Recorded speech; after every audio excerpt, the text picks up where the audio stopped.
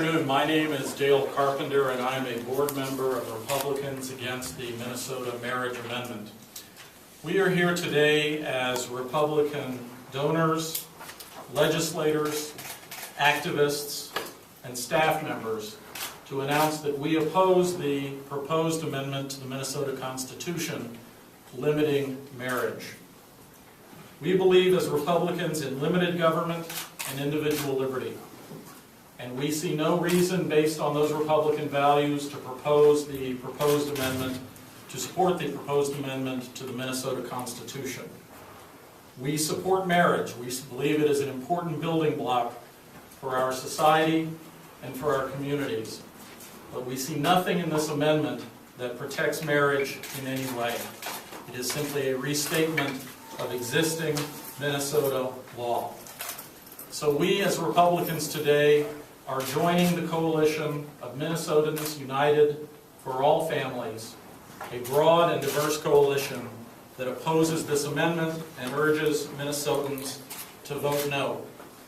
And while we may not agree with all of our friends within this diverse coalition on all issues, we are united in opposition to this amendment and in urging Minnesotans to vote no.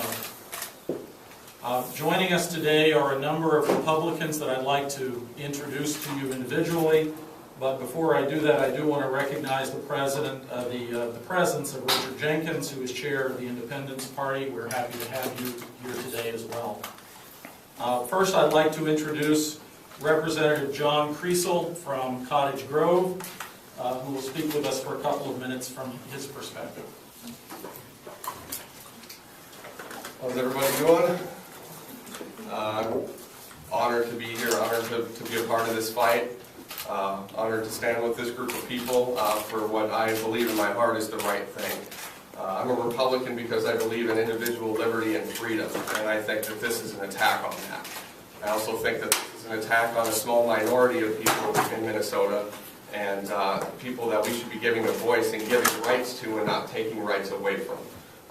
Like Dale said, there are already laws in place. This is also redundant. I'm against just adding things to the Constitution willy-nilly, just for the heck of it, for personal opinions of people. I think a lot of people heard my floor speech. That's that's where I stand. That came from the heart. This is just something, years ago I probably would have voted for this. But I wasn't in the position I'm in now. It's a lot different when you're only thinking of your wife and your kids and that sort of thing. But now that I represent 40,000 people roughly within a district in Minnesota, I have to look out what's best for the district and for the state. And I don't believe in this. The more I thought about it, the more I thought about what my family means to me, the more I thought that this was the wrong direction to go. And so I'm glad to stand up here and fight against this. I don't think neighbors should be voting on what their neighbors can and can't do in the privacy of their own home, or just fighting against people's happiness. These are tough times. Everything in the news seems to be negative. Things are terrible right now, and so we're going to attack people's happiness. I think it's wrong. I'm against it, so I'm proud to stand up here and do whatever I can to shoot this thing down next fall.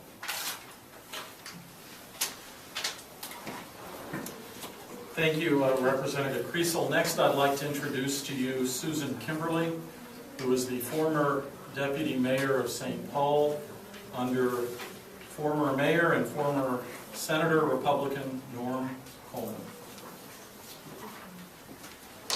Thank you. It's an honor to be here with this group. My name is Susan Kimberly, and I am the former Deputy Mayor of St. Paul, serving under Norm Coleman, who was then Mayor. He also worked on his Senate staff when he was in his first term in the United States Senate. Recently, I retired as interim president and CEO of the St. Paul Area Chamber of Commerce. And I'm proud today to announce that I'm part of this distinguished group of Minnesota Republicans who oppose the so-called marriage amendment to our state constitution. I've been a card-carrying Republican since 1999. In fact, this is the card. I became a Republican because after a long period of reflection, I determined that my core political beliefs were more compatible with the Republican Party than the Democrat Party. Those core beliefs include limited government, fiscal restraint, a strong national defense, free markets, free trade, and the freedom and liberty of each and every individual. Last November, I voted for Tom Emmer, and the November before that, I voted for John McCain. Early in this century, in the very beginning of January of the year 2000, I traveled to Des Moines, Iowa, and worked the phones on behalf of George Bush, and subsequently I voted for him twice. I voted for Tim Pawlenty 12 times. I want to explain that. I voted for him 10 times at the state convention. And then I voted for him twice in the election. I voted for Norm Coleman for mayor, for governor, for the United States Senate twice. Now, for all of these reasons, I consider myself a Republican in good standing. And I'm proud to stand here today with these fine people and declare that I will be voting no in November of 2012 on this amendment. It is not conservative or Republican to amend our Constitution in this way and for this purpose. And I know that many other Republicans agree with me on that and will be voting no in November of 2012. Thank you. Thank you very much, Susan. Now I'd like to introduce someone who probably needs no introduction. It is Wheelock Whitney, who has been a Republican longer than most of us have been around. Mr. Whitney? Thank you, Dale. Good afternoon. It scares me when I say I'm a lifelong Republican because I'm 85 years old, and that covers an awful lot of ground.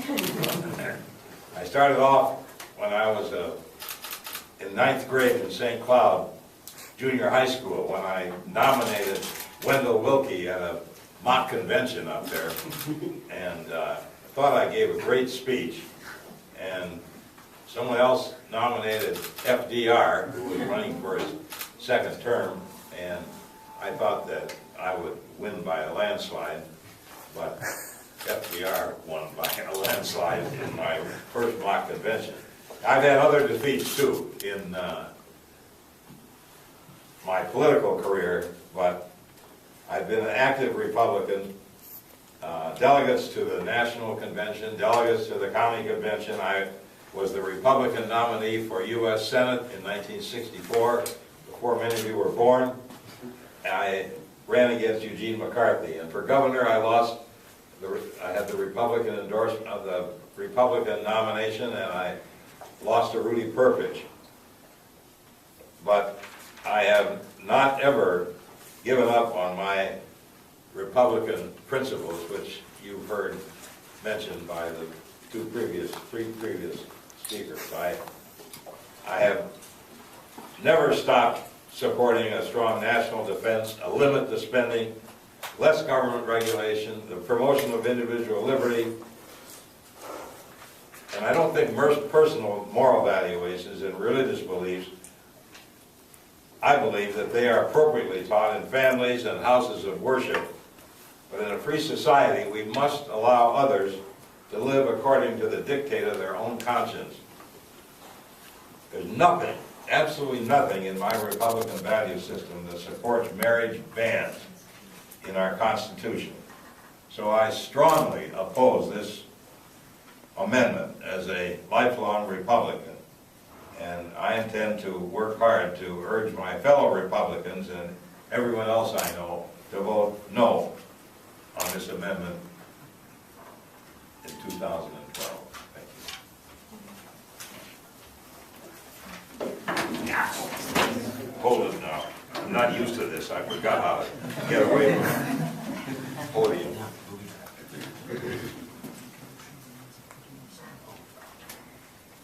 Oh, well, I forgot to say that I made a contribution of $10,000 to the cause, and I'm going to seek financial help from other people. I'm proud of my gift. I'm not going to say I don't think you should have to disclose whether you gave or not gave. I'm proud of giving, and I'm looking forward to asking my friends and other Republicans to do the same.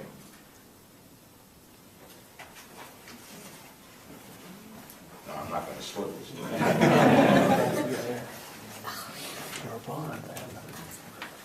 Oh, do you want to? Well, I would. This is a warning. This is what happens to you when you get to be 85. But one of the reasons for my strong support of this is that I have a gay son. I have a gay grandson. I love them. I'm proud of them. And I don't like to see them discriminated against in any way. And my grandson, Alexander Whitney, is here with me today. Alex, do you want to say anything? I guess Go ahead. Oh, well. All of that. Obviously, my resume is nowhere near as extensive, but despite all odds, I've been a Republican for a while. I figured things out for myself in college. I was here in 2006, and I actually ran for the State House against Margaret Anderson Keller. Fantastic opponent, and she taught me a lot of stuff. It was a great experience, but it's really exciting for me to be in this now, just because I feel so strongly about it. That I think that we can defeat this amendment. I think that this is the place where the tide will break, and just vote no, 2012. Thank you. So if you needed any demonstration that Republican opposition to this amendment runs across the ages and the generations, you got it here today. Let me introduce now, and thank you, Mr. Whitney, and also thank you, Alex, for speaking. Let me introduce to you now Richard Painter, who is a former counsel to President George W. Bush in the White House. Thank you very much, Dale. I'm pleased to be here. I have not been as engaged with an electoral issue since the election of President George W. Bush twice, who I still continue to believe is one of the best presidents we've had. Brave Americans long ago tossed the tea into Boston Harbor to protest excessive taxation. They fought a war against England. They drafted a constitution for the United States, and then later constitutions were drafted for the 50 states, including Minnesota. And the objective of those constitutions was to protect individual liberty against encroachment from the state. There are state statutes that regulate public morals, questions as diverse as the sale of alcoholic beverages, keeping shops closed or open on Sundays, or the beginning and the end of marriages. Those are the proper subject of regulation passed by the statute, passed by the legislature, statutes that can be changed when the legislature deems appropriate. Those are not the appropriate subject of the Constitution of the United States or of any state, including Minnesota.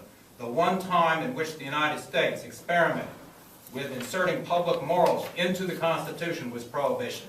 It was a complete disaster. And I think that Republicans and Democrats and Independents, people across the political spectrum, recognize that. Many of my friends in the Republican Party recognize that. And this amendment is wrong. It simply restates existing law. Everyone knows that same-sex marriage is not permitted in the state of Minnesota. There is no choice for the voters in this amendment. No matter how you vote, same-sex marriage will not be permitted in the state of Minnesota. This has no place on the ballot. Now it's on the ballot. It's time to vote no. Thank you. Thank you, Richard. And finally, I'd like to introduce to you Ken Smorin, who is the chapter president of the Minnesota Log Cabin Republicans. Thank you, Dale. pretty much sentiments have been shared up here by these great people that I'm sharing the podium with today.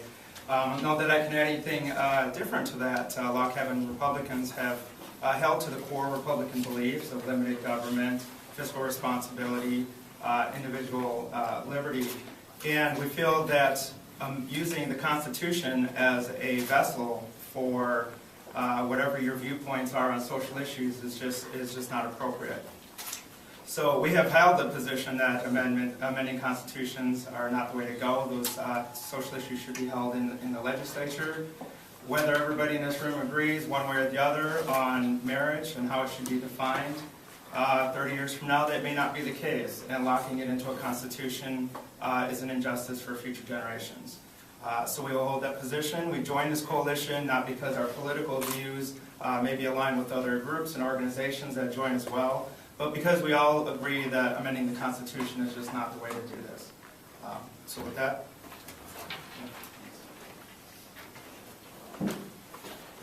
Thanks very much, Ken. So we are basically here today again just to show that Republicans will be opposing this amendment in 2012.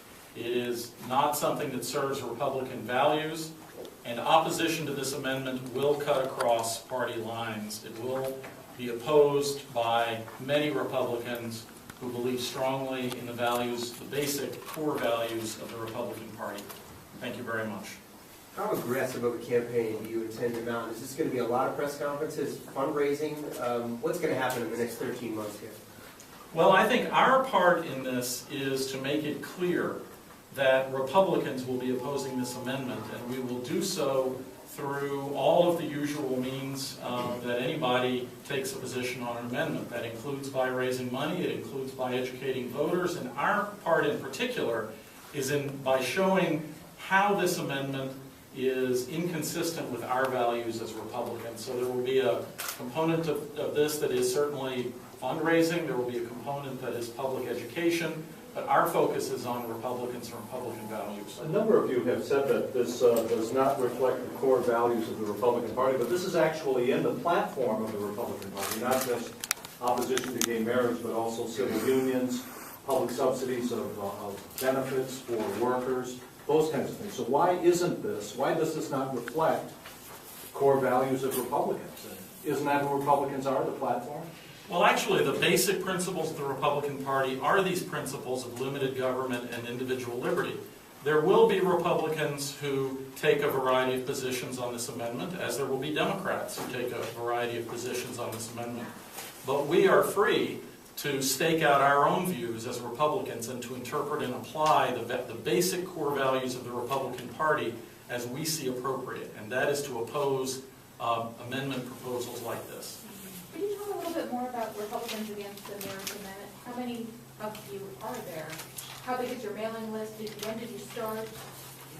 The Republicans against the Minnesota marriage amendment started up, as you might imagine, after the passage of this amendment. And our effort is to gather together legislators and donors and others who oppose the amendment, who share our Republican values. We've got a Facebook page up that has 175 people who have indicated support. I would say our emphasis has not been so far on gathering a large membership base, but in providing a venue for announcing our opposition and also for providing a Republican analysis of this amendment. And that's what we're attempting to do. Are you running your own campaign, or are you part of the Minnesotans United? We are part of the Minnesotans United coalition now, so we'll be working in concert with Minnesotans United. So you won't have your own campaign? Well, I think we'll leave that up to the natural flow of the campaign. I think we will certainly have a particular message that applies to Republicans, and it will translate these values that we've talked about into opposition to this amendment. You have a wide range of demographics up here opposing this. Are you at a point, or is Minnesota or the country at a point where this is a generational issue? I look at numbers where the younger you are, the less it seems to matter. So the future of the Republican Party may be an issue here. Well, I think certainly there is, if you look at the polling, there seems to be a generational difference on this issue, but I would actually point out, as we saw from Wheelock Whitney today, that many of the stalwarts of the party, the people who built this party since the days of the New Deal, also opposed this amendment. So I think we've got support across the age groups, but I do expect it will build over time. Opposition to the amendment and broader support. Mr. Whitney, you showed a talent in the past for raising money for political causes. How difficult or easy do you think it will be to raise Republican money to defeat the amendment? Well, I can tell you this, in these times, it's difficult to raise money for anything. But I think that the people who are on our side of this issue feel strongly about it, and I'm optimistic that we can raise money. I have no idea how much money we can raise, but I'm determined that we're going to be able to raise a significant amount. And Richard, I was just thinking that if I can't get any money out of you, I'd like to have some of your hair for the next 5 years. Do any of you anticipate party retribution in the fashion we saw from Chair Sutton regarding the folks that voted for Tom Warner last week? I can't imagine that there would be any effort to divide Republicans on this issue, because the Republican Party is going to need to be united going into the fall of 2012 election to make sure that we elect Republicans up and down the ballot. And overwhelmingly, the concerns of Republicans are the concerns of Minnesotans, and those are economic issues, not this the passage of this amendment. So there's room for Republicans to disagree, and I think Republicans recognize that fact. But do you think there is a possibility that this could divide, when you're trying to focus on economic issues, that this could perhaps undermine that if there's division within the party?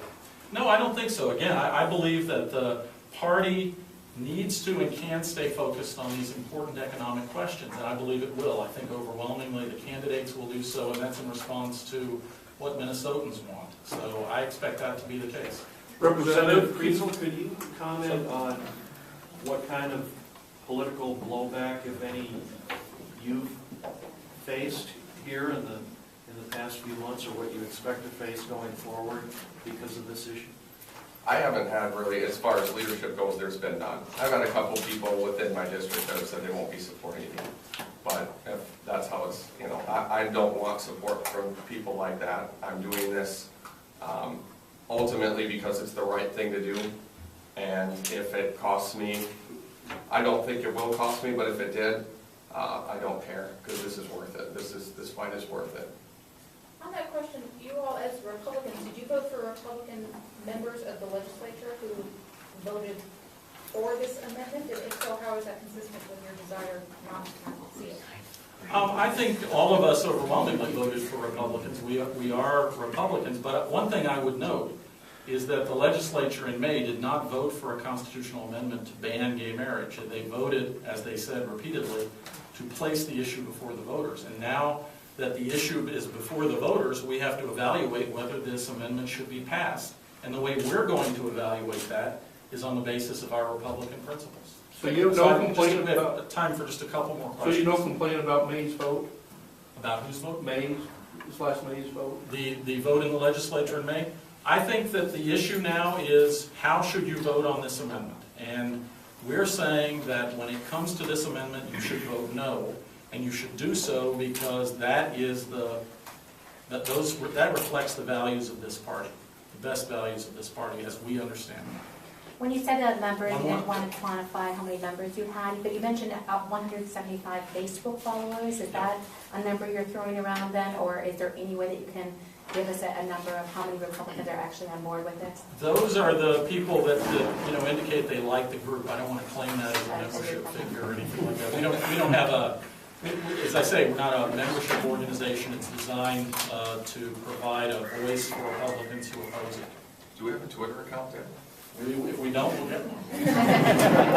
Thank you very much. I'd just like to add, because you said I could talk longer than mine. 30 such amendments have been passed in 30 states.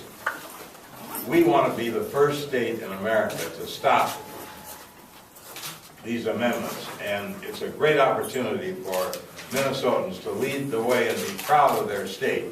And we are going, that's what we are determined to do. Here, here. Yeah.